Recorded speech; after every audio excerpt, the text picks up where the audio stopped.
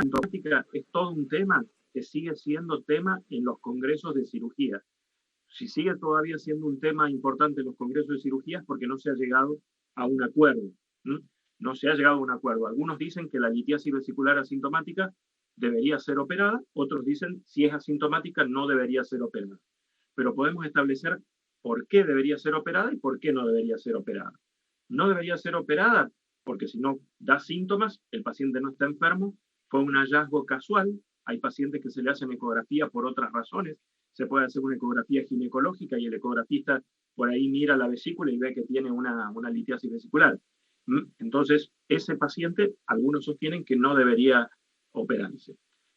Los que sí sostienen que debería operarse, fundamentalmente basan su decisión en el tamaño de la litiasis vesicular. No es lo mismo tener litiasis vesicular de gran tamaño que tener litiasis vesicular de pequeño tamaño. La litiasis vesicular de gran tamaño, ustedes saben, puede producir una colecistitis aguda. Una colecistitis aguda no suele ser una patología grave de gran mortalidad.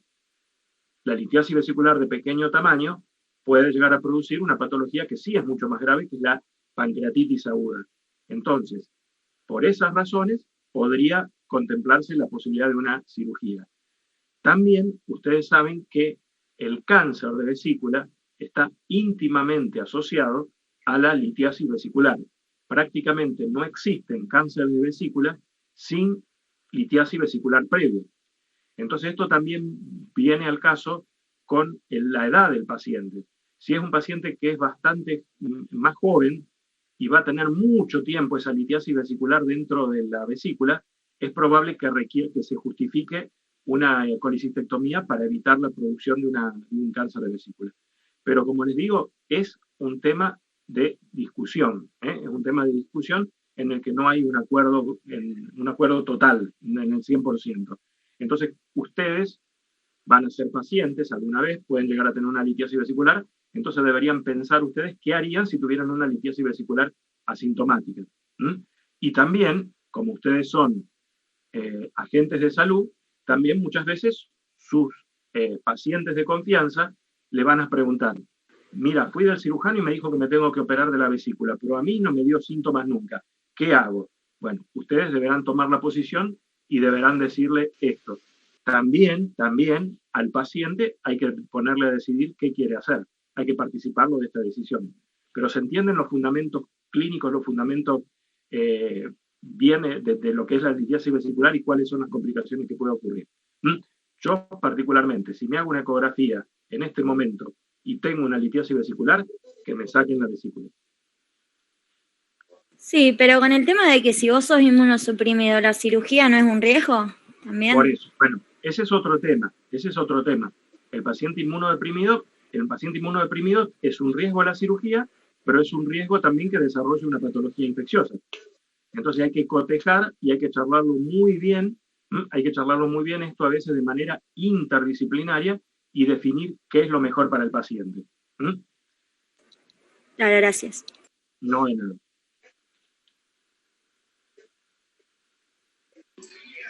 Profe, hola, ¿cómo va? Yo tengo dudas con los quemados. ¿En el tratamiento se rompe la ampolla o no? Porque en diferentes bibliografías leí diferentes cosas. Bueno, este es un tema que fue cambiando con el tiempo también. Mucho tiempo atrás se decía que la ampolla solamente había que desinflarla y porque cuando está inflada duele. La quemadura de segundo grado, la ampolla duele porque se acumula plasma y porque ese plasma hace compresión sobre los receptores del dolor y genera dolor. Entonces, si alguno de ustedes se quemó alguna vez y tuvo ampollas grandes, va a ver que cuando pinchan la ampolla, disminuye bastante el dolor. Entonces algunos hacían eso, pinchaban la ampolla solamente y con eso la dejaban allí. Actualmente se piensa que dejar cualquier tejido necrótico en esas condiciones puede favorecer la infección. Ustedes saben que el principal problema de la quemadura es la infección.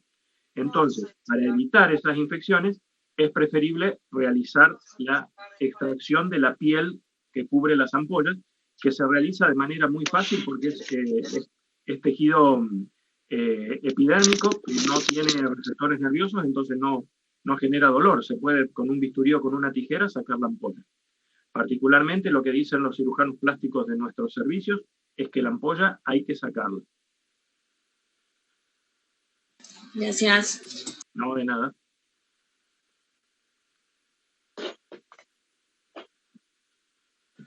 ¿Qué tal? Buen día. Le hago una consulta con respecto a este tema que estábamos tratando de quemaduras, con respecto a la hidratación parenteral.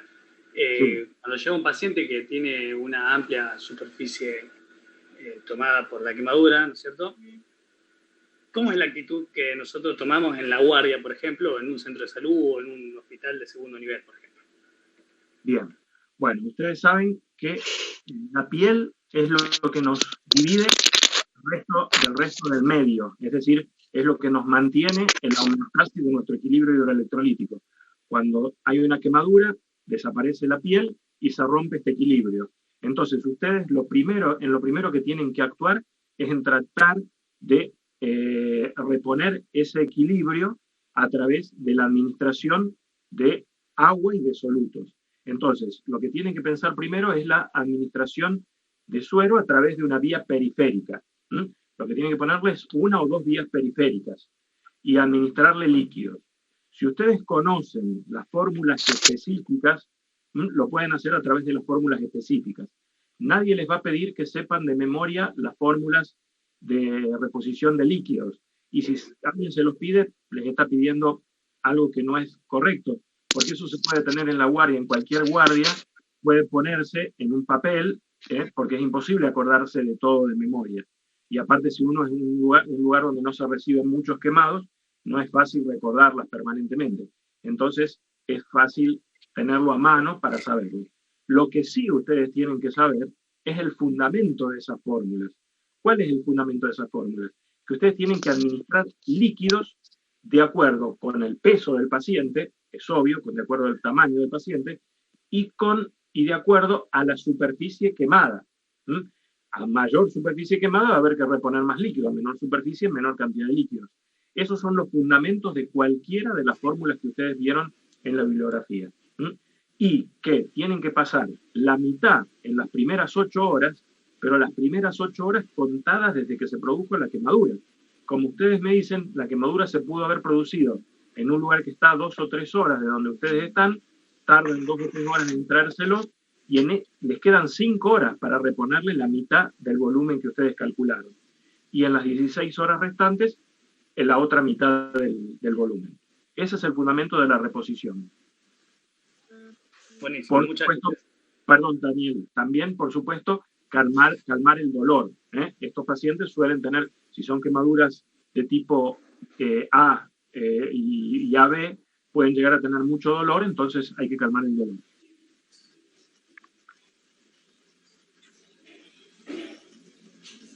Profe, y con respecto a quemaduras, porque uno de los manejos iniciales dice que hay que sacar la ropa, ¿sí? Sí. Cubrirlo con algo limpio. Pero en el hipotético caso que nosotros estemos en la calle, ¿sí? Y no encontramos nada limpio, ¿le sacamos la ropa igual aunque esté descubierto? Sí. Por el tema de la hipotermia, lo pienso yo. Está bien, perfecto. Mira, el tema de quitar la ropa es porque habitualmente eso pasa cuando se quema o con fuego directo, con prendas que tienen grandes contenidos de sintéticos, o cuando te quemas con líquido. Las quemaduras con líquido son por lejos las más frecuentes. Entonces, si nosotros dejamos una ropa con el líquido caliente en contacto con la piel, vamos a hacer que esa quemadura se profundice. Quizá una quemadura que podría haber sido una quemadura A cuando se produjo, si le sacáramos la ropa inmediatamente, si se la dejamos puesta, vamos a transformarla en una AB. Entonces es fundamental sacar la ropa. Eso, por supuesto, que siempre dentro de las consideraciones y del sentido común, pero siempre hay que tratar de sacarle la ropa. Siempre hay que tratar de sacar la ropa y buscar alguna cosa para cubrir. La medicina tiene mucho grado de ingenio, mucho grado de ingenio. Una tabla de inmovilización en un politraumatizado puede ser una puerta, por ejemplo. Entonces, hay que tener mucha imaginación para este tipo de cosas. Claro, gracias. Bueno.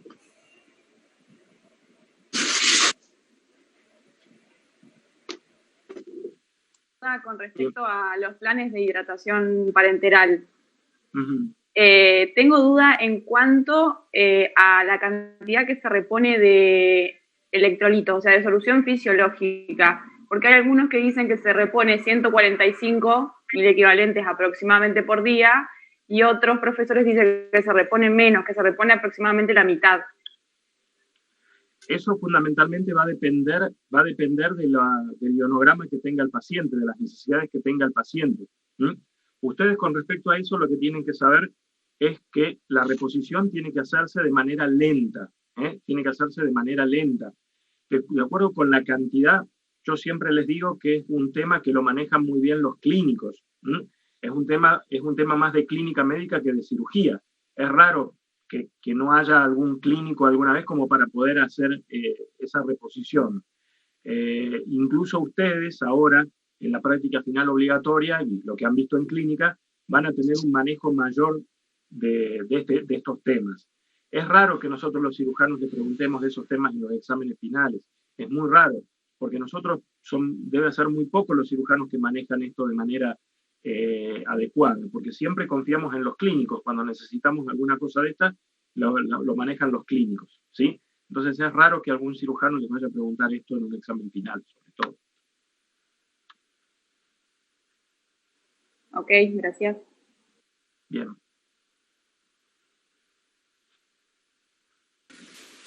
Profe, yo tengo una pregunta de diverticulitis.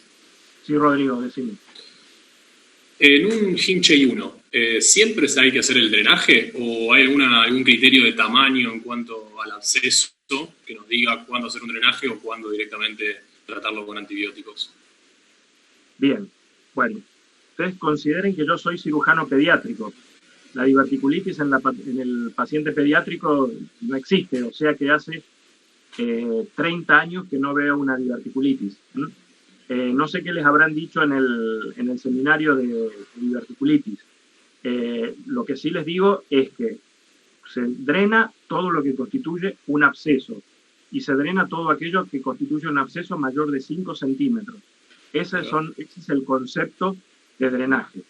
Entonces, si es un absceso, una colección de pus menor de 5 centímetros, es probable que con el tratamiento antibiótico ande bien.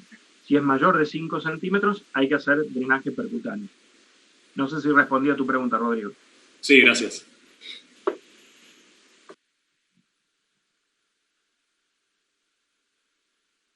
¿Los escucho? Doctor, ¿me podría repetir sintéticamente la sintomatología de la hipertrofia de píloro? Bien, bueno. Vomitado. Bueno, la hipertrofia del píloro. La hipertrofia del píloro, primero vamos a hablar un poquito de la epidemiología. ¿En qué pacientes es el que tenemos que pensarlo? Desde el punto de vista epidemiológico y acerca de esto no hay una respuesta muy adecuada por qué se da así, pero casi siempre es el primogénito varón, o sea, el primer bebé de la familia, masculino. Se ve hipertrofia del píloro en nenas, pero lo más frecuente es que sea un niño, un varón, de 28 días de vida aproximadamente, que comienza con vómitos alimenticios en proyectil. Vómitos alimenticios en proyectil. Y piensen ustedes qué es lo que vomita si vomita vómitos alimenticios. De lo único que se alimenta un bebé de 28 días es de leche. Leche materna o leche maternizada, pero leche al fin. Y la característica de estos vómitos es que son vómitos en proyectil. No vamos a ver el chico, no es un vómito que la leche se vaya por la comisura labial, eso es una regurgitación. Este es un vómito en proyectil, porque se vacía el estómago de manera importante, entonces son unos cuantos mililitros de leche lo que vomita el chico. ¿Qué consecuencias trae esto? Trae consecuencias desde el punto de vista clínico y desde el punto de vista del laboratorio. Desde el punto de vista clínico va a traer como consecuencia que el chico no aumente de peso. Entonces es importante que ustedes le pregunten a la mamá cuánto pesaba al momento del nacimiento y cuánto pesa ahora. ¿Sí? Esa es una pregunta importantísima. Si el chico aumentó de peso, no puede estar vomitando permanentemente porque si no, no hubiese aumentado de peso. Entonces, vamos a suponer que el chico pesaba 3 kilos 200, en el primer mes tiene que aumentar 800 gramos. Ese es el aumento normal de un niño, un bebé. Debería pesar 4 kilos. Si ese chico pesa 3 kilos 300 o 3 kilos, eso nos da la pauta de que está perdiendo peso porque no se puede alimentar.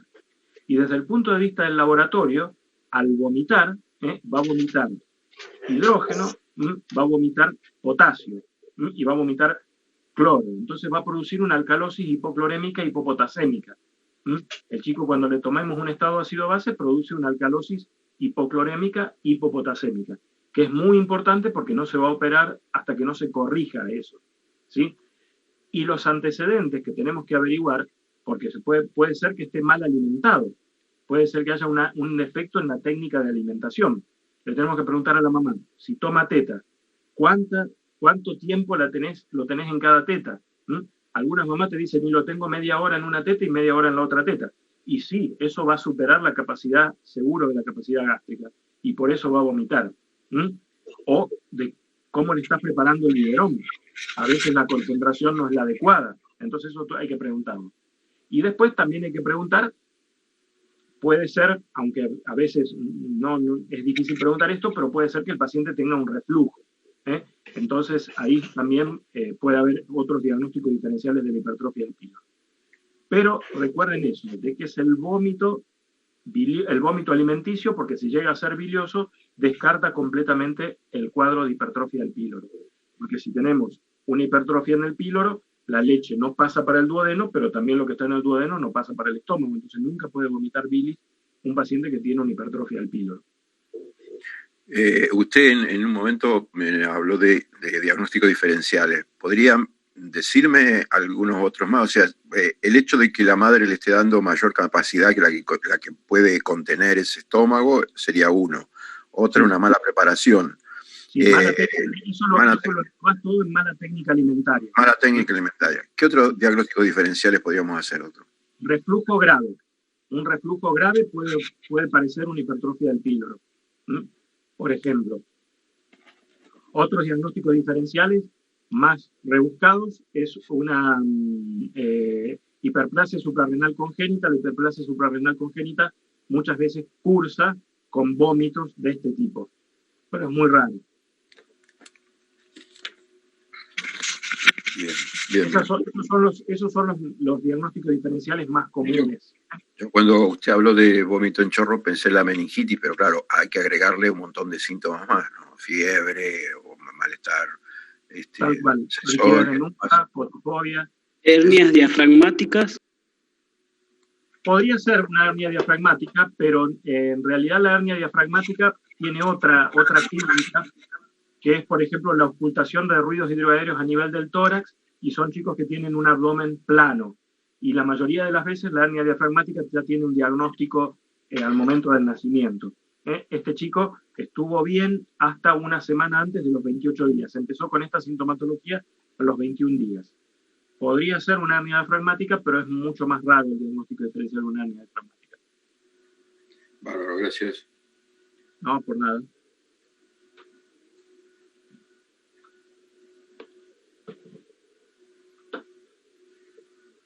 ¿Alguien más?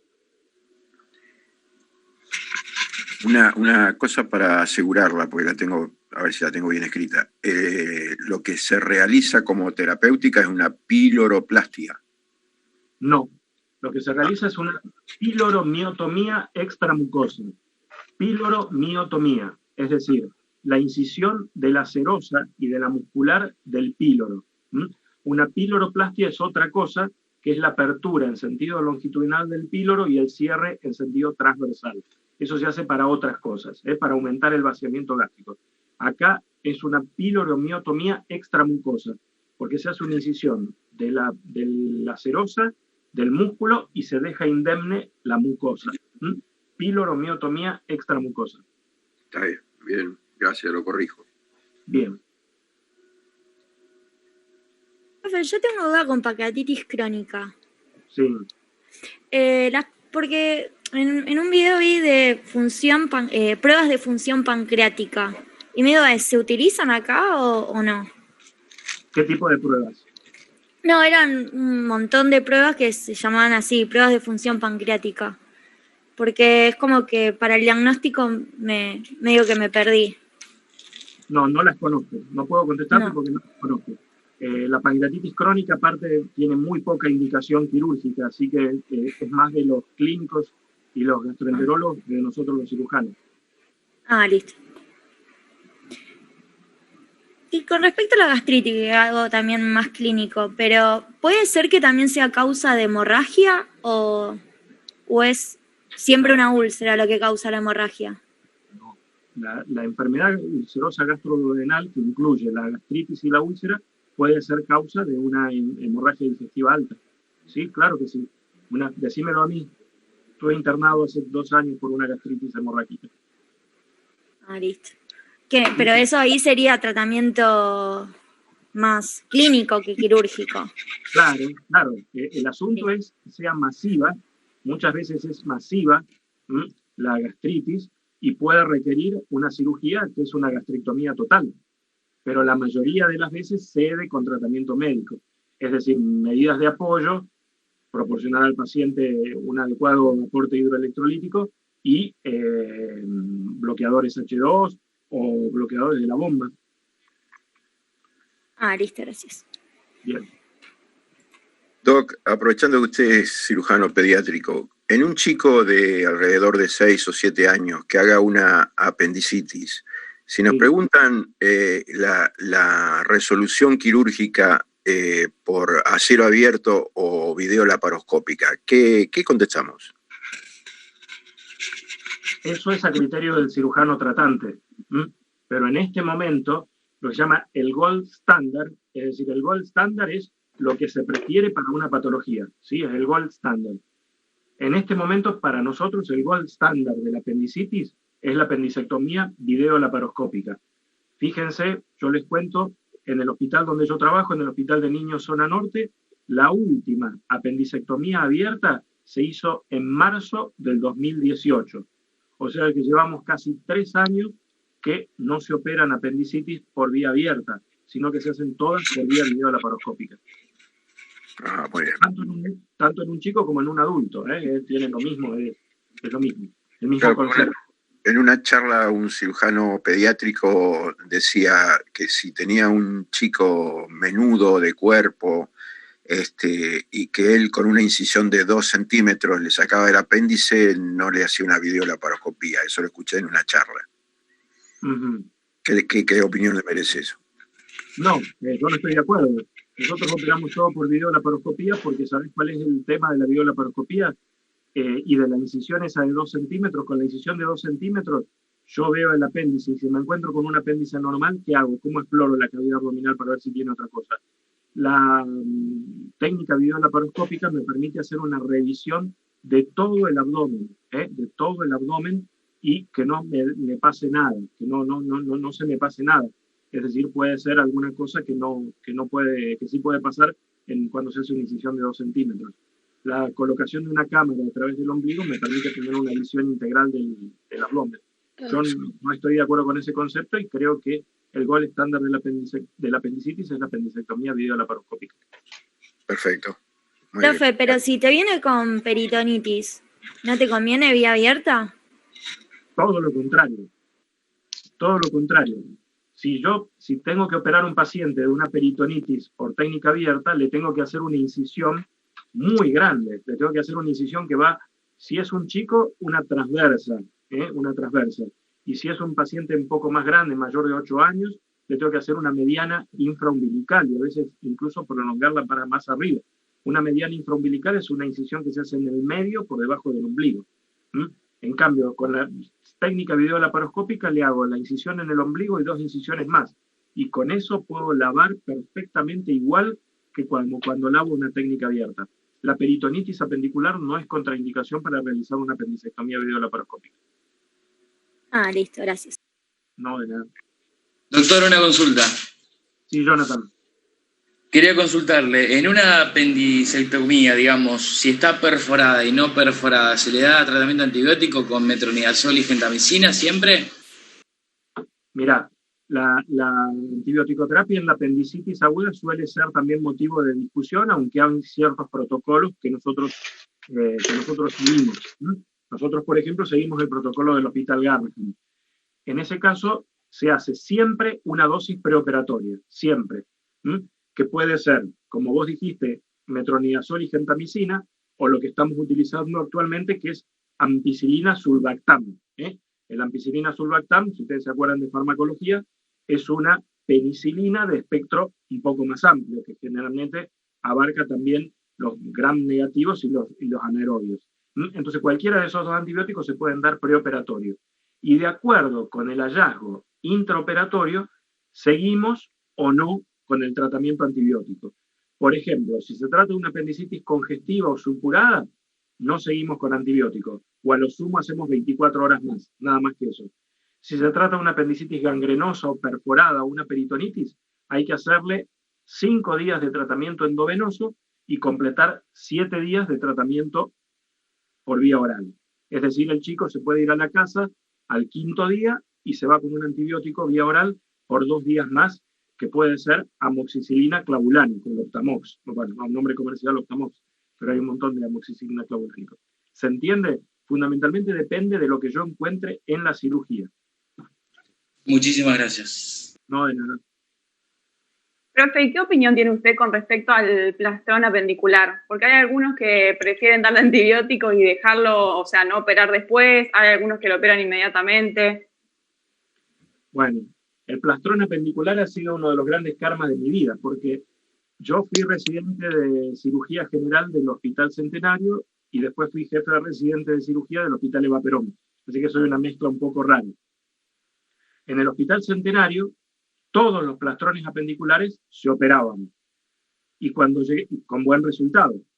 Pero cuando llegué al Hospital Eva Perón, el plastrón apendicular no se operaba nunca, se le daba tratamiento antibiótico. Entonces yo dije, se me caen todos mis conceptos acerca de apendicitis. Bueno, ahora que ha pasado el tiempo, ha pasado mucho tiempo de eso, yo creo que el plastrón apendicular no debe operarse. Tiene que hacerse tratamiento médico. Para que ustedes tengan una idea del fundamento, siempre cuando uno dice algo tiene que tener fundamento. Para mí el plastrón apendicular es un éxito del organismo en bloquear una infección. Porque en el plastrón apendicular está el apéndice inflamado y ha ido el epiplón, las asas delgadas, el colon, a ir a bloquearlo. Y no ha salido nada de pus de dentro del apéndice. Porque si llega a haber una gotita de pus ahí afuera, eso ya no es más un plastrón, sino que se transforma en un absceso, que son dos cosas distintas. Los abscesos siempre se tratan porque es una colección de pus. En cambio, el plastrón, yo pienso que es el éxito del organismo en ir a bloquear una infección. Entonces, en lugar de ir a desarmar eso que hizo la naturaleza, yo lo que tengo que hacer es ayudarlo a través de la administración de antibióticos. Entonces, se le ponen los antibióticos, estos antibióticos que yo les dije antes, puede ser metronidazol, gentamicina, puede ser ampicilbactam. A veces podemos agregarle un poco de gentamicina al ampicilbactam, eso depende de cada lugar donde estemos trabajando, y esperar y controlarlo al paciente. ¿Cómo se lo controla? Clínica, bioquímica e imagenológicamente. Se lo controla clínicamente si el paciente mejora el dolor, mejora su estado general. Desde el punto de vista bioquímico, si bajan los reactantes de fase aguda, si bajan los glóbulos blancos, y desde el punto de vista imagenológico, si no hay imagen de una colección de pus, porque eso sería un absceso. Si todo eso está bien, se lo deja y el paciente se va a su casa. Y después hay otra discusión de esto. ¿Qué hacemos con ese paciente si le sacamos el apéndice más adelante o no? Yo particularmente soy de la idea de que no hay que tocarlo, de que hay que dejarlo ahí, porque muchas veces el apéndice desaparece solo. Cuando uno va a buscar el apéndice, no lo encuentra. Hay otros grupos de trabajo que lo operan a las 4 o 6 semanas para sacarle el apéndice. Pero esos son distintas corrientes dentro de la cirugía. Pero desde ya que hoy no se discute que el plastrón apendicular es tratamiento médico. Ok, gracias. Profe, con respecto a eso, si a nosotros nos piden una definición del plastrón, ¿qué bien decimos? Porque... Bueno, el plastrón, fíjense, la palabra plastrón apendicular es más un concepto semiológico que un concepto fisiopatológico o histológico, porque plastrón apendicular me indica que cuando yo voy a palpar la zona del apéndice, palpo un empastamiento, palpo como si abajo palpara algo duro, algo que está duro. Eso es un plastrón. Si ustedes le piden una definición de plastrón apendicular, ustedes le dicen que es el apéndice inflamado rodeado de epiplom, asas delgadas y colon sin la presencia de pus. Eso es un plastrón apendicular. Para hacer la diferencia entre absceso apendicular y plastrón apendicular. El absceso apendicular tiene pus, el plastrón apendicular no tiene pus. Listo, genial. Profe, ¿y qué diferencia hay entre plastrón y flemón? El flemón es un estado previo a la supuración, es una inflamación, pero nosotros no usamos ese término, no usamos flemón apendicular, ¿no? Es más, algunos ni hablan de la apendicitis flemonosa. La apendicitis flemonosa es el estadio intermedio entre la apendicitis congestiva y la apendicitis supurada. Algunos dicen que no existe, otros en alguna otra literatura existe la apendicitis flemonosa. ¿Sería flemonosa o catarral? ¿Cómo? No te escuché, David. Que también le dicen catarral, ¿puede ser? Claro, sí, esos son términos viejos. Esos son términos viejos que no se utilizan más. Ahora nosotros decimos supurada, congestiva, supurada, gangrenosa, perforada. Esos son los estadios anatomopatológicos que nosotros definimos en una apendicitis aguda. Y la perforada puede ser con pus localizado circunscrito, que es un absceso apendicular, o pus diseminado por toda la cavidad, que es una peritonitis apendicular. Profe, disculpe, ¿también se puede clasificar ahí como peritonitis localizada cuando implica solo un cuadrante o peritonitis generalizada cuando hay más de dos cuadrantes o más? ¿Puede ser? Sí, tal cual. Lo que pasa es que muchas veces peritonitis circunscripta o peritonitis localizada se refiere más al absceso apendicular, porque hay algo que la está localizando en ese lugar. Entonces, a la peritonitis localizada o peritonitis circunscripta suele llamarse también absceso apendicular.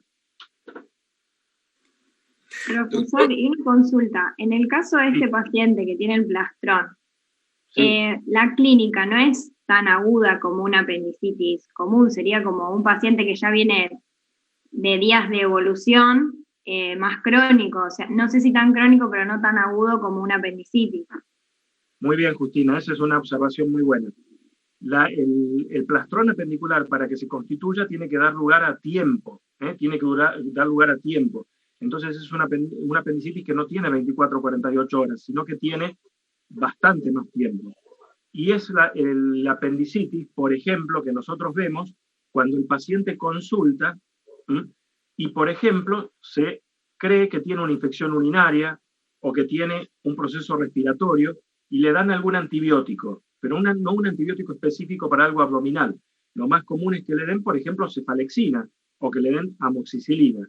Entonces, este antibiótico bloquea un poquitito el proceso inflamatorio infeccioso, pero no termina de resolverlo.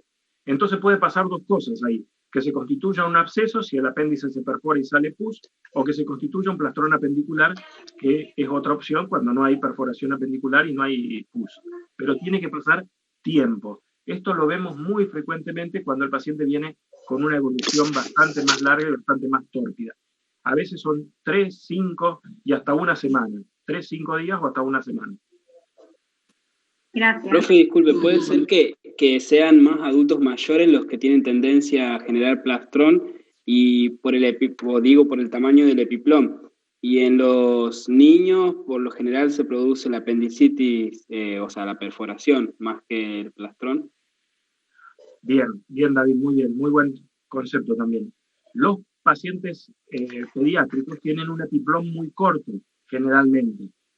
El epiplom es corto, por eso, volviendo a una pregunta que les pueden hacer en el examen, esto no tiene que ver con apendicitis, pero se me ocurrió ahora para que vean el concepto del epiplom. ¿Cuál es el contenido más frecuente de una hernia en un niño? ¿Cuál es el contenido más frecuente de una hernia en un adulto? El contenido más frecuente de una hernia en un niño es el intestino, porque el epiplom no llega. En el adulto, el contenido más frecuente es el epiplom, porque el epiplom llega hasta la región inguinal. Volviendo a apendicitis, el epiplom tiene varias funciones dentro del abdomen. Una de las grandes funciones que tiene es la función de defensa y bloqueo. Entonces, si no puede llegar hasta la fosa ilíaca derecha, es poco probable que pueda desarrollar este proceso defensivo, y entonces los niños sí tienen mayor tendencia a desarrollar peritonitis apendicular que a desarrollar abscesos y plastrones. Profe, ¿en qué momento va a decidir hacer una cirugía a cielo abierto y no la laparoscopía? En realidad, el concepto actual es el siguiente. Todas se operan por vía videolaparoscópica. Si llega a haber algún inconveniente técnico intraoperatorio, se pasa a la vía convencional. Pero todas se empiezan a operar por vía videolaparoscópica. Cuando hay algo, por ejemplo, un sangrado impredecible y que no puede controlarse por vía videolaparoscópica, no queda alternativa que convertirlo. Convertirla, se llama convertir en pasar una cirugía videolaparoscópica a una cirugía convencional. Y yo le digo a los cirujanos que están en mi servicio que se puede convertir de laparoscópico a convencional, pero no se puede convertir de convencional a laparoscópico. ¿Entienden el concepto? Si yo le abrí la panza a un paciente, no lo puedo insuflar más y no lo puedo hacer más videolaparoscópico. Entonces podemos intentar hacerlo videolaparoscópico y pasarlo a convencional. Pero si lo hacemos convencional, tenemos que terminarlo convencional. Claro, gracias. Profe, aparte de la edad, que estábamos hablando del plastrón, ¿hay alguna otra causa o factor que genere que se forme el plastrón? No que yo conozca. Yo, como les decía antes, para mí es el éxito del organismo en la interrupción de ese proceso inflamatorio infeccioso, que depende fundamentalmente del estado inmunológico del paciente, pero principalmente de las defensas locales, de los medios locales de defensa. Porque si yo no tengo un buen epiplom, no tengo un buen intestino que vaya ahí y lo bloquee, no puedo generar un plastrón. Entonces, fundamentalmente del estado inmunológico y de los mecanismos de defensa locales. Genial.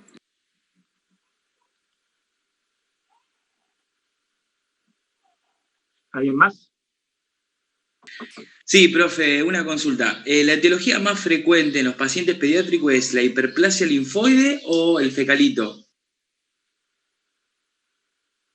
Mira, tendría que hacer un trabajo retrospectivo para ver cuál es la causa más frecuente, pero yo creo que andan empatados. Parásitos.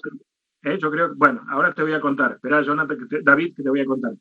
Yo creo que andan empatados. Yo creo que andan empatados entre el fecalito, que es la concreción de la materia fecal, que actúa como obstrucción a nivel del ostium apendicular, y la hiperplasia linfática. Nosotros particularmente vemos muchas apendicitis en el otoño y en la primavera, que coincide con los procesos respiratorios. En los niños estoy hablando. Los niños son grandes respondedores con sus ganglios de manera difusa a todos los procesos inflamatorios. Entonces, así como se le inflaman los ganglios del cuello, se le inflaman los ganglios de la panza y los ganglios del ostium apendicular y pueden dar lugar a la obstrucción. El apendicolito también es una causa de obstrucción. Y justamente esta mañana operamos una apendicitis aguda que el apéndice no estaba muy afectado, pero cuando realizamos el corte del apéndice empiezan a salir unos bichitos que eran oxiuros vermiculares. O sea que la apendicitis parasitaria también puede ser una causa. Quizás sea la menos frecuente, pero también es una causa de apendicitis aguda. Gracias, profe. ¿Alguien más? Profe, una pregunta. Sí. En el caso de que haya un absceso, sí. En el caso de un absceso, ¿se drena y se da antibióticos o le mandamos directamente a cirugía? Bueno, ese es otro concepto que está cambiando. Ese es otro concepto que está cambiando. Un absceso apendicular tranquilamente podría drenarse de manera percutánea si tiene acceso por vía ecográfica o por vía tomográfica y darle antibióticos. Tranquilamente se podría hacer. En este momento nosotros preferimos operarlos, pero se podría hacer y muchos grupos quirúrgicos hacen el drenaje percutáneo del absceso y y la colocación de un drenaje y la antibiótico-terapia. Muchos dicen que eso no trata la verdadera causa porque no le saca el apéndice al paciente y por eso hacen el tratamiento quirúrgico. Pero es válido realizar el tratamiento percutáneo y antibiótico-terapia. Y en ese caso siempre Muchas gracias. No, de nada. En ese caso, doctor, siempre se deja drenaje por contrabertura, como se dice, ¿no? Bueno, el drenaje por contrabertura significa siempre que hubo un acceso a través de la pared abdominal, porque contrabertura significa que es por otro orificio distinto al que yo entré. Eso significa contrabertura. En estos casos, cuando se hace drenaje percutáneo, se deja un drenaje por el mismo lugar por donde yo puncé. Así que no es por contrabertura, sino que es un drenaje percutáneo. Bien, gracias. Profe, disculpe, yo no leí, pero ¿puede ser que genere fístulas un absceso apendicular? ¿Fístulas enterocutáneas? ¿O fístulas dónde? Sí, enterocutáneas. Sí, o también enterovesicales, como está cerca. Sí, cualquiera de esas son complicaciones que vemos pocas veces en este momento. Esas son complicaciones que se veían antes, porque por ahí se tardaba tiempo en operar el paciente, pero ahora no vemos, pero tranquilamente puede provocar una fístula. Tranquilamente se puede provocar una fístula.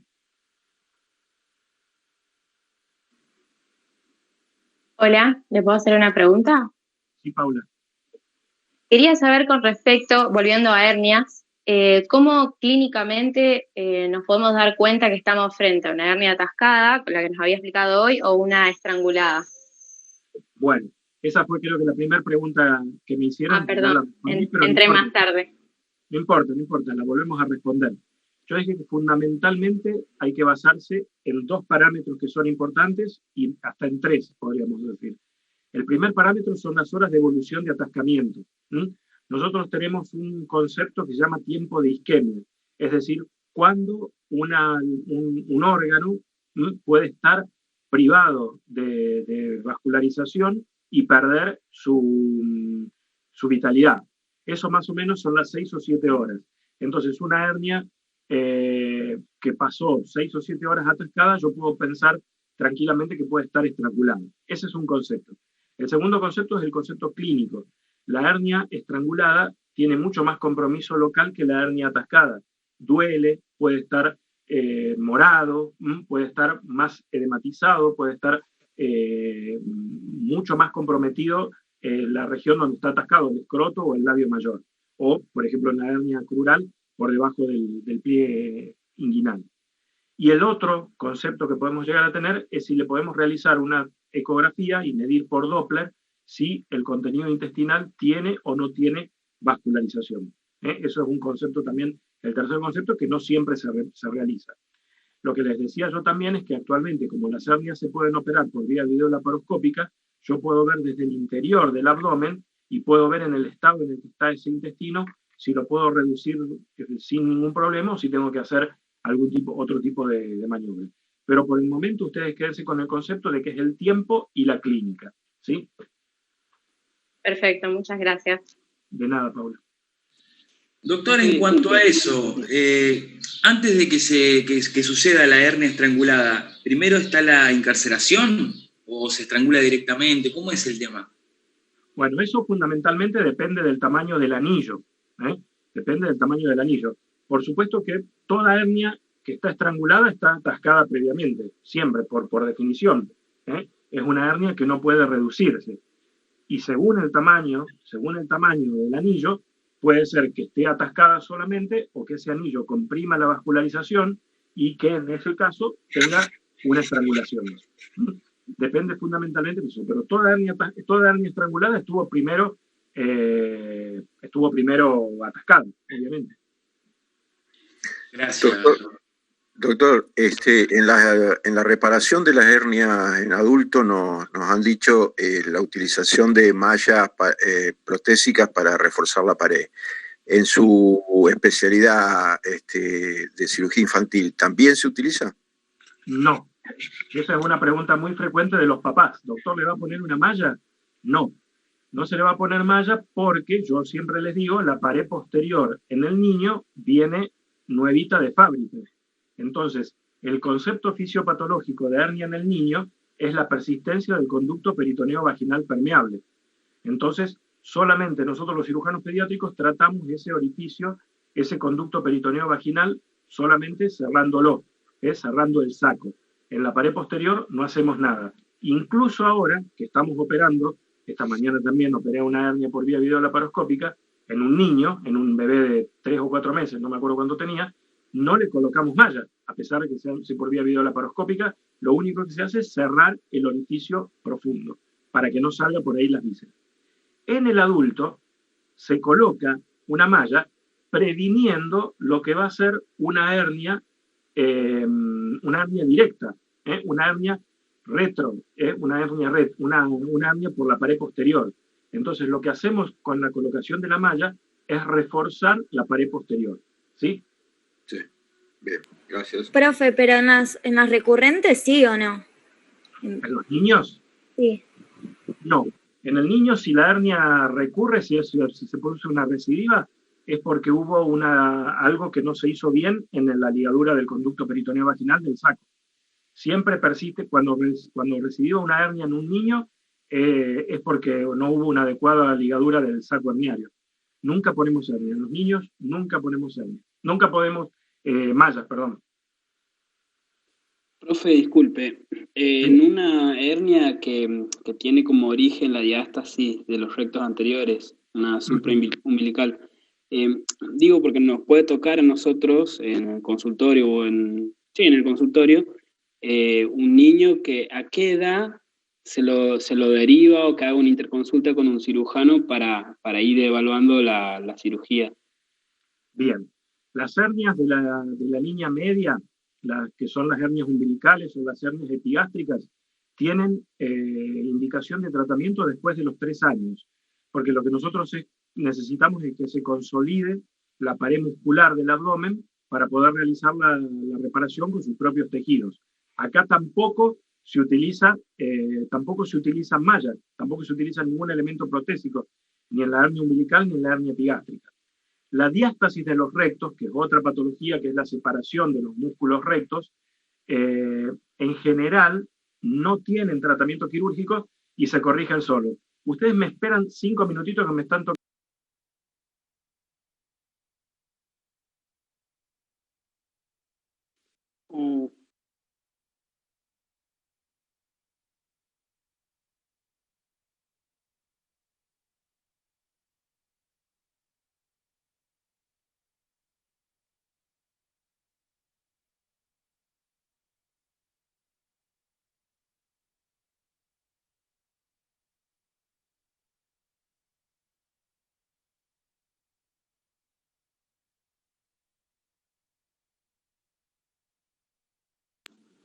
Perdón, chicos.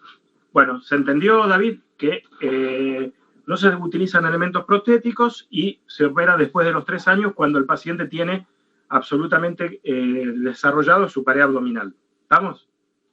Sí, lo que le quería preguntar era, en ese periodo de los 3 años, ¿qué posibilidades había de una complicación de la hernia? Bueno, la que más se podría complicar es una hernia umbilical, porque la hernia epigástrica es una hernia que pocas veces tiene contenido intestinal, pero la hernia umbilical sí puede tener contenido. Yo, en mi experiencia de cirujano pediátrico de hace, mucho, nunca vi una hernia umbilical atascada. Nunca tuvimos que operar una hernia umbilical porque se atascó, pero por definición puede atascarse.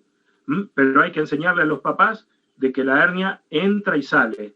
Entra cuando el chico se relaja, sale cuando el niño aumenta la presión intraabdominal. ¿Cuándo aumenta la presión intraabdominal?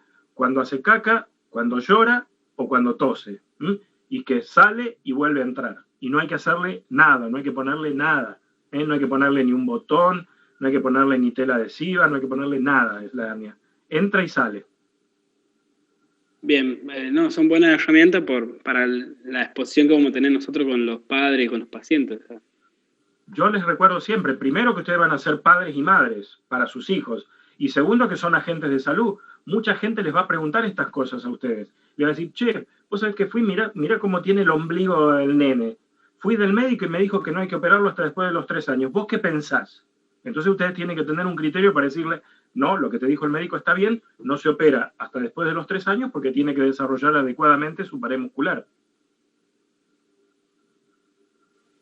Profe, yo tengo una consulta sobre hernias. Dime. Más que nada quería saber por la hernia por deslizamiento, ¿cuál es el tratamiento? Porque sé que se forma cuando la víscera forma parte del saco. Tal cual. Y entonces yo, por maniobra de taxi, por ejemplo, no podría reintroducirla, ¿o sí? Sí, porque vos introducís el contenido, introducís el saco una vez que lo introducís. Si la hernia por deslizamiento son hernias complejas, porque en realidad lo que hay en una hernia por deslizamiento es que una de las vísceras que está comprometida forma parte del saco. Entonces, a veces hace más difícil la reducción. Antes había todas unas técnicas especiales para tratar las hernias por deslizamiento. Actualmente no tienen tratamiento distinto que cualquiera de las otras hernias. Se reduce el contenido y se cierra el saco. No se hace ninguna otra cosa con una hernia por deslizamiento. Por supuesto que en esa maniobra de cerrar el saco no hay que involucrar a la víscera que está contenida, obviamente, porque si yo le doy un punto a la víscera que está en el saco, puede llegar a producir una perforación. ¿Se entendió? Gracias. No, de nada. Profe. Hola. Perdón. ¿Quién No, habla? no. ¿A quién le toca? Haz el ajuste si querés. Bueno, gracias, Anita. En la definición de ventraciones sería la protrusión o la salida de una víscera abdominal a través de un orificio patológicamente constituido. Ese patológicamente constituido puede ser, por ejemplo, un traumatismo u otra cosa que no sea algo quirúrgico. Muy bien, Justina. Mira, la definición de ventración es correcta. Es un sitio anatómicamente debilitado. Entonces, eso es la diferencia con hernia, ¿no? Entonces, ¿qué es lo que debilita ese lugar, ese sitio? En el 99% de los casos, una cirugía. Entonces, el 99% de las ventraciones son postoperatorias. Pero hay un pequeño porcentaje que no son postoperatorias. Y ahí están incluidas, por ejemplo, las que se producen por traumatismos, ya sea por traumatismos penetrantes, que es lo que uno puede imaginarse, una lesión penetrante es lo mismo que una incisión quirúrgica, o por traumatismos romos que producen desgarros parietales. Son rarísimas, fíjense que les estoy hablando del 1%, muy raras, de cada 100 que se ven, una puede ser no postoperatoria. Yo lo primero que tengo que preguntar ante una ventración es si recibió tratamiento quirúrgico. ¿De qué está operado? Le voy a preguntar. Y si me dicen, no, yo no estoy operado de nada, bueno, hay que investigar si no recibió una herida de arma de fuego, una herida penetrante, lo más frecuente una herida de arma blanca, o un traumatismo romo que produzca un desgarro de fibras musculares. Muchas gracias. No, de nada. ¿Y el tratamiento va a depender del tamaño de la ventración, si se hace con malla o sin malla? Bueno, ahí sí. Ahí, a la mayoría de las veces, dependiendo del tratamiento de la ventración, uno trata de repararlo con el propio tejido del paciente o, en el peor de los casos, colocar una malla. En este momento, casi todas las ventraciones se tratan con la colocación de mallas, porque se trata de establecer lo que se llaman free tension procedimientos, que son libres de tensión, es decir, que no quede nada tensionado, porque si no va a tender al fracaso. Entonces, casi todas se utiliza un refuerzo de una malla. Doctor, y yo tengo acá que dentro de los 3 meses de una laparotomía puede aparecer una ventración, así como también dijo usted recién, en un traumatismo penetrante. También tengo que en tratamientos prolongados con corticoide y algunas neoplasias pueden causar esto, ¿es verdad? Bueno, lo que pasa es que esos son factores, para que se constituya una ventración hay factores predisponentes y factores desencadenantes. Los factores predisponentes tienen que ver fundamentalmente con el estado nutricional, tienen que ver con el tipo de incisión que se realiza, con el estado nutricional del paciente. Los pacientes oncológicos van a tener seguramente peor estado nutricional que un paciente sano. Entonces, y los factores desencadenantes, el aumento de la presión intraabdominal, que se puede dar, por ejemplo, con la tos en el postoperatorio. Por eso es preferible no operar a un paciente que tiene una infección respiratoria o que tiene tos, o una constipación por el aumento de la presión dentro del abdomen. Entonces, esas son las cosas que hay que considerar cuando uno evalúa una eventración. Y para evitarlas, tiene que tratar de controlar esos factores. Hay factores predisponentes que no son controlables, porque por ejemplo, parece distinto, pero es así, los hombres tienen más tendencia a hacer eventraciones que las mujeres, a pesar de que en mi experiencia, cuando hacía cirugía general, las mujeres parecían tener más eventraciones, porque las que se eventraban eran las incisiones de las cesáreas. No voy a criticar a mis compañeros los ginecólogos, cierran bastante mal la pared abdominal, en ese entonces cerraban bastante mal la pared abdominal y eran los que más se eventraban. Entonces las mujeres, parecía que había más mujeres, pero la bibliografía dice que los hombres tienen más tendencia que las mujeres a hacer eventraciones. Entonces hay cosas que no se pueden evitar, pero sí se pueden evitar, por ejemplo, tratar de llevarlo al paciente a la cirugía con el mejor estado nutricional posible para evitar una eventración. Tratar de que no se le infecte la herida, porque las infecciones de la herida también predisponen a las eventraciones. Entonces, todas esas cosas que hay que controlar. Y esos son los que pueden llegar a provocar una eventración. Y vos decías 3 meses. Hay una teoría que dice que la eventración se produce siempre en el postoperatorio inmediato. Siempre se produce en el postoperatorio inmediato, pero que a veces se manifiesta tardíamente y otras veces se manifiesta más precozmente, pero que se producen siempre en el postoperatorio inmediato. Doctor, gracias. Es difícil pensar que una pared que se consolidó al principio vaya a desgarrarse después, mucho tiempo antes. Lo más probable es que se desgarre inmediatamente después del postoperatorio, pero que la manifestación clínica ocurra más tardíamente. ¿Sí?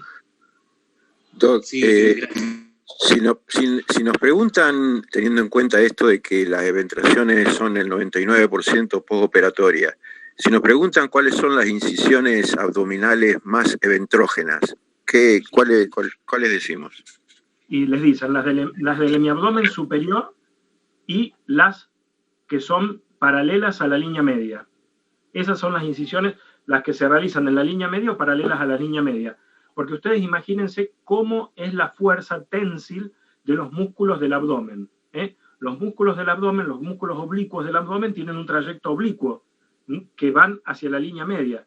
Entonces, esos músculos cuando se contraen tratan de separar todo lo que sea hacia afuera.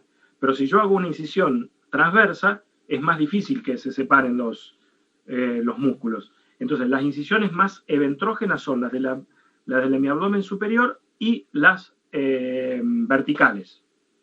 Bien, gracias.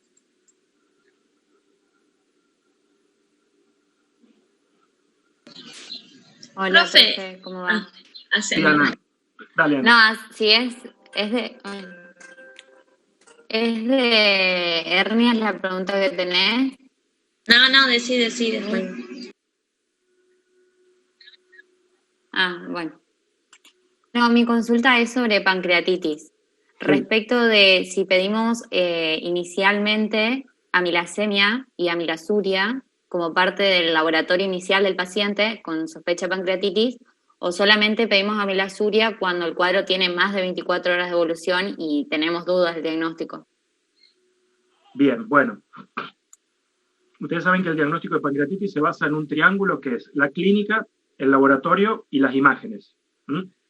Hablando del laboratorio, el laboratorio específico para hacer el diagnóstico de pancreatitis es la amilasa en sangre y la lipasa.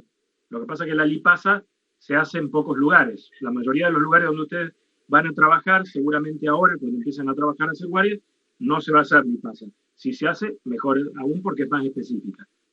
Con respecto a la amilasa, ustedes saben que la amilasa en sangre tiene su pico a las 48 horas y después baja. Entonces, si nosotros tomamos un paciente con la clínica compatible, pero después de las 48 horas, puede ser que tenga amilasemia baja. pero la milasuria tiene una curva desplazada un poquitito más, que tiene su pico a las 72 horas aproximadamente. Entonces podemos tener una milasemia normal, pero una milasuria aumentada. Entonces yo siempre les doy el consejo de que pidan amilasemia, o sea, amilasa en muestra aislada, amilasa en sangre, y amilasuria, en muestra aislada de orina. Porque ojo que muchas veces se confunde la milasemia en orina de 24 horas, que no es el caso. Acá no me interesa eso. Me interesa la milasuria en muestra aislada de orina. Puede ser que tengamos una amilasa normal o no tan elevada, pero con una milasuria alta. Y eso con clínica compatible, porque de ese triángulo, yo tengo que tener 2 vértices positivos para hacer el diagnóstico de apendicitis. Entonces, si tengo clínica compatible y amilasa positiva, es una pancreatitis. Porque en no todos lugares puedo llegar a tener imágenes para hacerle a ese paciente. Ecografía en todos lados hay ahora, pero bueno, puede ser que no se tenga. No sé si responde a tu pregunta. Bien, perfecto. O sea, siempre la pedimos como parte del estudio inicial del paciente. Yo les aconsejo que la pidan, siempre. Bien. Y también otra pregunta relacionada a esto. Ya que pedimos examen de orina para la milasuria, ¿pedimos también sedimento físico-químico de orina o urocultivo también? ¿O solamente es conveniente la milasuria? Porque la pancreatitis puede llegar a, si es de forma grave, puede afectar la función renal. Claro, sí, pero eso lo pedirías en el laboratorio de sangre. Eso es el laboratorio de sangre. Yo lo que pediría es una orina completa. Si veo alguna alteración en la orina completa, a partir de ahí después pediría algún laboratorio más específico de orina. Perfecto, buenísimo, muchas gracias. No, de nada. Profe, también en cuanto a pancreatitis, ¿qué criterio utilizamos para los de gravedad? ¿Ranson, Apache, Atlanta? Porque no logro entender bien cuál es el que se usa y cuál es la finalidad, digamos, porque todos son iguales para mí. Bueno, Ranson no se usa más. Ranson tuvo un momento de apogeo hace 20, 30 años atrás, pero Ranson no se utiliza más. Los criterios de Apache, y el de Apache es para cuando el paciente tiene una pancreatitis grave, cuando está internado en terapia intensiva, y el Baltasar es para ver las lesiones tomográficas. Yo les diría que el concepto que ustedes tienen que manejar ahora es de pancreatitis leve, pancreatitis moderada y pancreatitis grave. La pancreatitis leve es cuando tiene una clínica y que no tiene una clínica compatible y tiene manifestaciones locales, nada más. La moderada es cuando tiene manifestaciones locales y alguna manifestación general, y la grave es cuando tiene muchísimas manifestaciones generales, lo que es casi prácticamente un cuadro séptico. Esa es la clasificación que ustedes tienen que tomar de pancreatitis aguda. Los criterios no se los van a preguntar porque no se utilizan. Ustedes van a rendir en el Hospital Centenario. Nosotros los cirujanos que nos formamos en el Hospital Centenario no utilizamos criterios de Ranson y los de Apache son para los pacientes que están internados en terapia intensiva. Profe, ¿puede ser que lo de 48 horas también se evalúa la gravedad? Si dura más. Porque también yo tengo que si dura más o menos de 48 horas para considerar si es moderado o grave. Claro, la persistencia en el tiempo de la sintomatología también da lugar a que se te clasifica en moderada, leve, moderado o grave. También, sí, es cierto eso. Una preguntita más, profe. Sobre el laboratorio de la pancreatitis. De entrada, o sea, sabemos que la frecuencia, o sea, por encima de todas, es la litiasis. ¿Siempre de entrada se va a pedir las enzimas hepáticas, SAT, LAT, la FAL, la bilirrubina, o se va a pensar, digamos, primero en la clínica, por si fue una comida copiosa, si es alguna persona alcohólica, etcétera, etcétera, o de entrada pedimos las enzimas? Miren,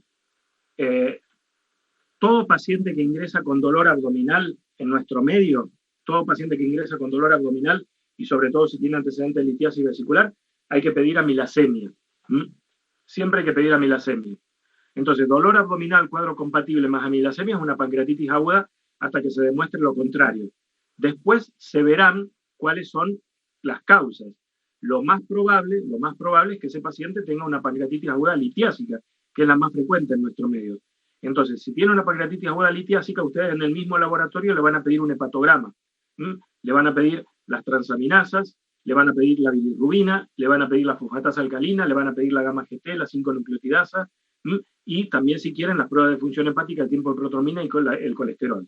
Entonces, eso siempre lo tienen que pedir cuando piensan en una pancreatitis, porque la mayoría de nuestras pancreatitis son, por lejos, pancreatitis aguda litiásica, ¿sí? Yo les diría que en segundo lugar, en lo que yo, por lo menos cuando yo era residente y veíamos pancreatitis, ustedes saben que la pancreatitis aguda no es frecuente en los niños, aunque estamos viendo cada vez más pancreatitis aguda. Estamos teniendo que aprender de nuevo pancreatitis aguda en niños, a pesar de que antes era una patología sumamente rara. La segunda que yo veía en importancia era la pancreatitis aguda dislipidémica, y en tercer lugar la pancreatitis aguda alcohólica. Distinto sería si nosotros viviríamos en Estados Unidos. Probablemente en Estados Unidos la primera que deberíamos pensar es en una pancreatitis aguda alcohólica, pero acá es la litiásica, ¿sí? Muchas gracias, profe. Profe, disculpe, ahí en el manejo inicial de la pancreatitis aguda, o sea, cuando me llega el paciente con esta sintomatología, con este cuadro clínico, una de las medidas, digamos, que tendríamos que hacer es la colocación de vía, o sea, ya empezar a hidratarlo, en la medida también en la que van llegando los laboratorios y los estudios por imágenes. Bien. Fíjense, yo siempre les hago un ejercicio clínico a mis alumnos, y que se los hago a veces en el examen para que lo sepan, porque a ustedes les falta muy poquito para ser médicos. Entonces, hacen el diagnóstico de una pancreatitis aguda. ¿Y qué hacen después que hacen el diagnóstico de una pancreatitis aguda? Tienen que empezar a hacer las indicaciones. Entonces, las indicaciones significa poner en un papel lo que hay que hacerle a ese paciente. Entonces, la primera indicación que ustedes van a poner en una pancreatitis aguda va a ser ayuno. O si quieren, pongan nada por boca, para que se entienda bien lo que es ayuno, nada por boca. Cuando nosotros dejamos a un paciente por nada por boca, seguro que la segunda indicación va a ser ponerle una hidratación parenteral. Eso significa que hay que ponerle una vía y hay que ponerle un suero.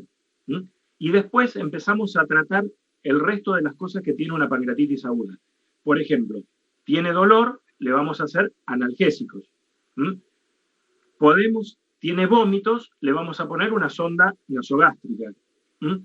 Si el paciente tiene un laboratorio compatible, una clínica compatible, tiene fiebre y tiene leucocitosis, podemos hablar de ponerle antibióticos. Eso yo no lo pondría por mi cuenta, sino que lo consensuaría con el cirujano y con los clínicos, si le ponemos antibióticos o no, porque es un motivo de controversia, ¿sí? Por supuesto, también tengo que ponerle control de signos vitales, porque es un paciente que se puede agravar. Entonces tengo que controlarle la presión, tengo que controlarle la temperatura, la frecuencia respiratoria, la frecuencia cardíaca. Entonces, ahí vos vas viendo todo lo que vas haciendo y todo lo que tenés que no olvidarte de nada.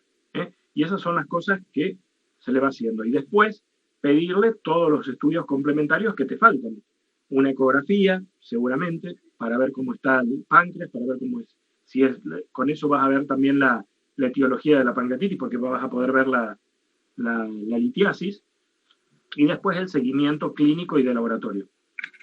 O sea que indudablemente si me toca una pancreatitis en un centro de baja complejidad, en un centro de salud, voy a tener que hacer una derivación pertinente a través del diagnóstico. O sea, ni bien haga el diagnóstico presuntivo de pancreatitis, derivarlo.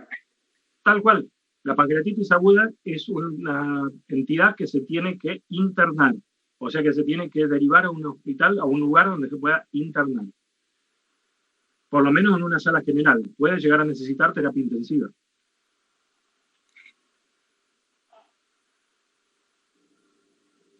En el caso de que la pancreatitis sea litiásica, ¿el cálculo se extrae por vía endoscópica? ¿Se espera a que pase todo el proceso inflamatorio unos días? Porque hay en algunas bibliografías que te dice que se saca enseguida, y en otras como que se espera que baje un poco la inflamación. Bueno, en realidad, mirad, a ver, tratando de entender un poquitito la fisiopatología. La fisiopatología de la pancreatitis aguda es un cálculo que salió de la vesícula, pasó por el cístico, pasó por el colédoco y se impactó en el sitio de menor diámetro, que es la papila. Ahí en la papila, justamente, desembocan el conducto colédoco y desembocan, en la mayoría de los pacientes, desemboca el conducto de Wirsung. Esa hipertensión a nivel biliar y a nivel pancreático genera el cuadro de pancreatitis aguda. la mayoría de las veces, ese cálculo produjo el daño y se fue, desapareció. Ese cálculo entonces no hay que sacarlo porque ya desapareció. En algunos pacientes ese cálculo puede persistir obstruyendo, pero ahí la persistencia de la obstrucción no va a agravar la pancreatitis, sino que lo que va a agravar va a ser el cuadro de la vía biliar. Puede llegar a provocar una colangitis. Entonces, en ese caso, necesitas hacer de urgencia la descompresión de la vía biliar, sacarle el cálculo a través de una colangiopancreatografía retrógrada endoscópica. Pero después, más tarde, le vas a tener que sacar la vesícula, porque lo que estaba causando la pancreatitis era la litiasis vesicular. Entonces, si yo le dejo la litiasis vesicular, puede ser que salga otro cálculo y le provoque otra pancreatitis. Pero nunca es una urgencia ir a retirar los cálculos de la vesícula. Los cálculos de la vesícula, la colecistectomía se realiza cuando el paciente está en condiciones, cuando el paciente haya normalizado su cuadro clínico, cuando haya pasado la pancreatitis aguda. Ok, gracias. Profe, una pregunta, ya que dijiste de colangitis. ¿El cultivo de bilis se pide siempre en la colangitis o ya con el hemocultivo ya está? Y cuantos más gérmenes vos puedas rescatar, mejor. Si vos tenés un hemocultivo positivo, ya ahí tenés la identificación del germen. Pero si se hizo el drenaje de la vía biliar y vos pudiste obtener una muestra de bilis, es importante que la mandes a bacteriología para ver si coincide el germen del hemocultivo con el germen que tenía ese paciente en la vía biliar. Ah, listo. Doctor, yo le quería preguntar acerca de varices esofágicas. En este momento, ¿cuál es el gold estándar del estudio de las varices esofágicas? ¿De las varices esofágicas complicadas? Sí. La endoscopía digestiva. La endoscopía digestiva, porque la endoscopía digestiva es diagnóstica y terapéutica. La endoscopía digestiva mira las varices esofágicas, ve cómo están, y si están sangrando, se hace el tratamiento del sangrado a través de la esclerosis o la colocación de bandas elásticas. Exacto. Bueno, bien, gracias. Acá, perdón, antes de que sigamos, alguien por el chat pregunta si el tratamiento de un ampuloma, quirúrgico de un ampuloma, se podría decir que es una cirugía de Whipple. La cirugía de Whipple es una duodenopancreatectomía cefálica y, claro, ese es el tratamiento del ampuloma.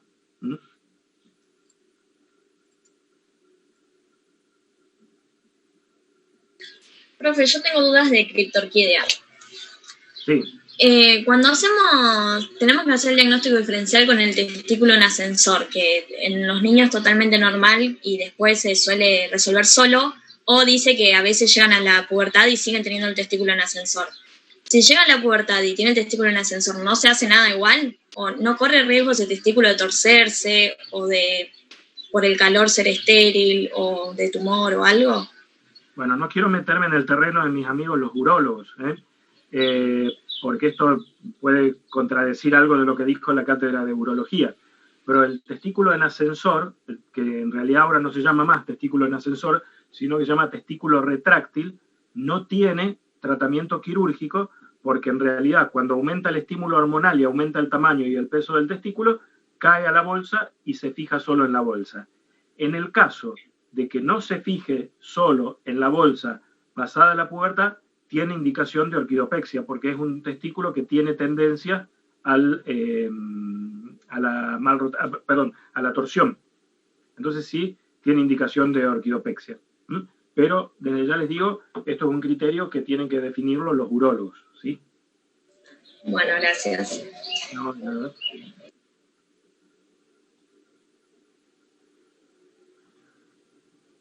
¿Alguien más? Tenemos hasta las 16:30.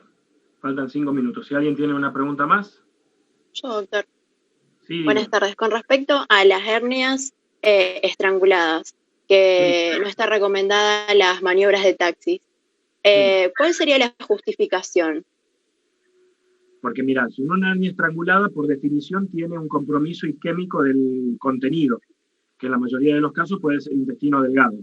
Si yo introduzco intestino delgado que está con la pared necrosada se va a perforar y va a provocar una peritonitis apendicular. Entonces, una simple hernia se va a transformar en una peritonitis apendicular que puede incluso, si pasa desapercibida, provocar una sepsis y comprometer la vida del paciente. Por eso no tiene que reducirse. Si yo no estoy seguro de que esa asa intestinal está vital, no lo tengo que reducir. Muchas gracias. Profe, yo tengo una pregunta sobre isquemia intestinal. Sí. En relación a la clínica, porque lo habían leído o me habían comentado que en un examen le preguntaron cuál era la clínica de la isquemia intestinal. Yo sé que es difícil hacer diagnóstico de isquemia intestinal, o que lo dicen que es difícil, pero aparte de los dolores cólicos, diarrea y como un despeño que tiene al principio, después se pone paralítico, digamos, todo el intestino. Decían que tenía una hemorragia digestiva baja característica, como agua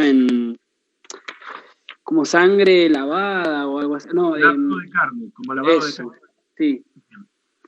¿A qué se debe eso? Eso es por el compromiso mucoso. Al haber isquemia mucosa, la mucosa se esfacela, produce sangrado, y esa sangre se diluye con el contenido, que también hay una extravasación de plasma, y eso hace que se produzca un líquido como el lavado de carne, como cuando vos tenés carne adentro del freezer y la descongelás y aparece eso, bueno, esa es el agua en lavado de carne. Es una mezcla entre sangre y plasma, por eso no es sangre roja, y se debe fundamentalmente a la isquemia de la mucosa. Y otra pregunta en relación a esto. Un ecodoppler para hacer diagnóstico de isquemia intestinal, ¿es factible?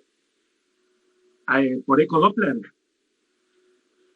El ecodoppler te va a dar el grado de vascularización o no que tenga determinado órgano. Así que es una técnica que puede utilizarse para hacer el diagnóstico de isquemia intestinal, ¿sí? Pero lo más importante es hacer por ahí una arteriografía. Sí, digo, porque capaz que está más disponible un ecodoppler que una... Ni hablar, seguramente que vas a tener un ecodoppler, pero el ecodoppler te puede dar muchos falsos negativos, porque las asas intestinales pueden interponerse, puede haber algunas asas que estén isquémicas y otras asas que no estén isquémicas. En cambio, el árbol arterial, la obstrucción, la arteriografía te da la obstrucción del árbol arterial de manera con certeza. Doctor, ahí por el chat le hicieron una pregunta. Sí, bueno. El cáncer de esófago, ¿cuál es más frecuente en nuestro medio? El carcinoma epidermoide.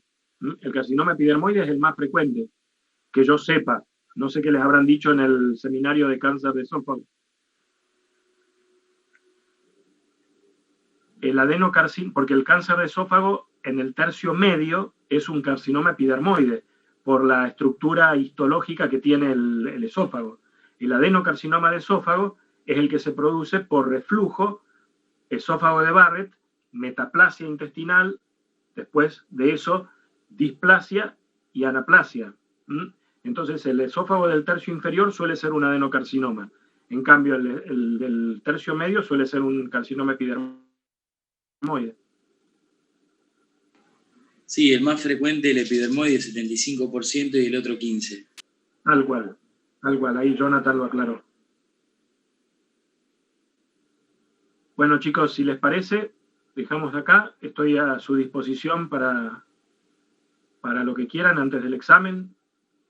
Mi correo es fácil, es hbonavia@gmail.com, así que cualquier consulta, cualquier duda, estoy a su disposición para contestarla.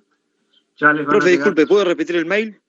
Sí, hbonavia, como mi apellido, ven acá mi nombre, hbonavia@gmail.com. Gracias, profe. Chao. Gracias, profe. Gracias, profe. Gracias, profe. Chao, hasta luego. Gracias. Gracias, profe. Chau, Gracias, chau. muchas gracias.